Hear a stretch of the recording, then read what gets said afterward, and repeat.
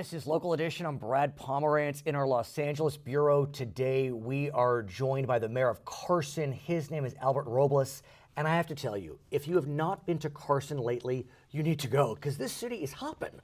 I mean, you really are on the verge of greatness if you haven't reached it already. Yes, thank you, Brad. Yeah, you're right. Carson is on the move. Right. We're centrally located by 4 or 5 freeways. And right between kind of LA and Long Beach. Long Beach, and we're accessible to literally a market that consists of 20 million residents.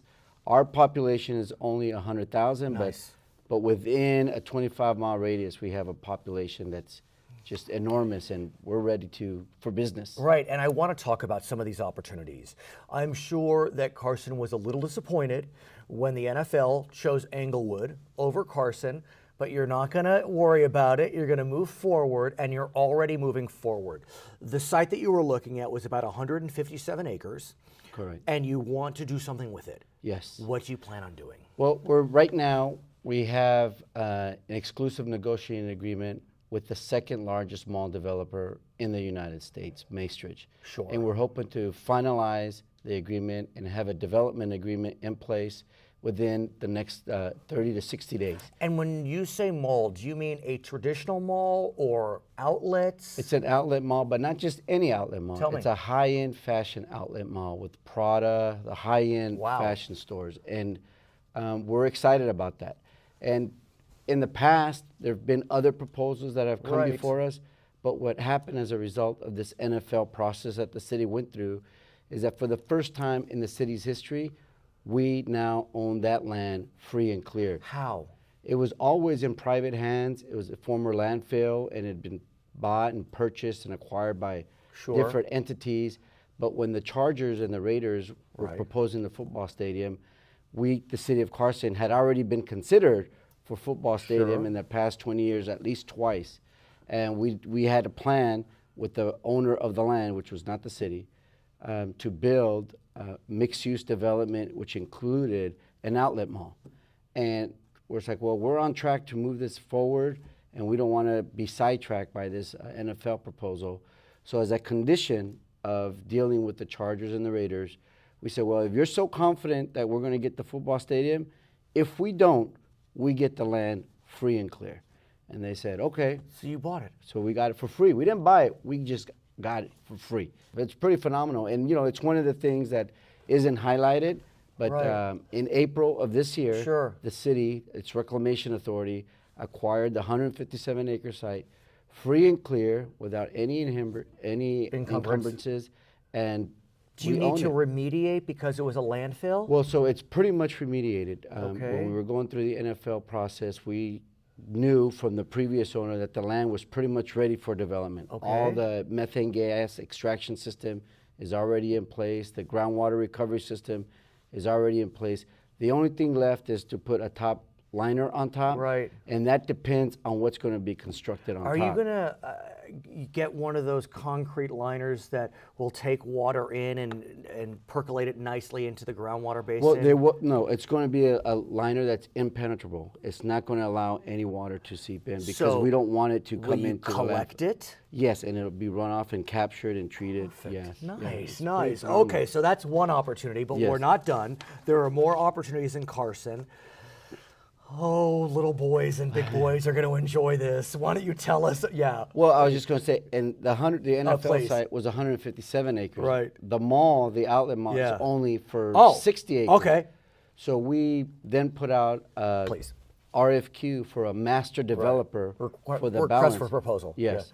And we received 7 proposals, and our staff is evaluating them now. Okay. And we hope to make a decision in the next month and a half or so. Let's talk about Daredevils. They're going to enjoy themselves because by the end of this year, there will be a pretty exciting, we'll call it amusement park for adults opening up. Can I call it that? Yeah, absolutely. I actually refer to it as Disneyland for adults. For so it's adults, and perfect. it is known as the Porsche Driving Experience. Tell us about it, Mayor. So Porsche has constructed 5 Porsche Experience around the world. One in Germany, where their Right, company's obviously, yeah. headquartered. One in London. One in Dubai, in the Middle Sure. East. One in Shanghai, which has incredible wealth and Right. millionaires. And they say Los Angeles, but it's actually located in Carson. And we're excited. That's going to open up again before the end of the year. And they're expecting to draw in tourists from literally around the world. Literally. And they're going to be coming to Carson. And it's not going to be cheap.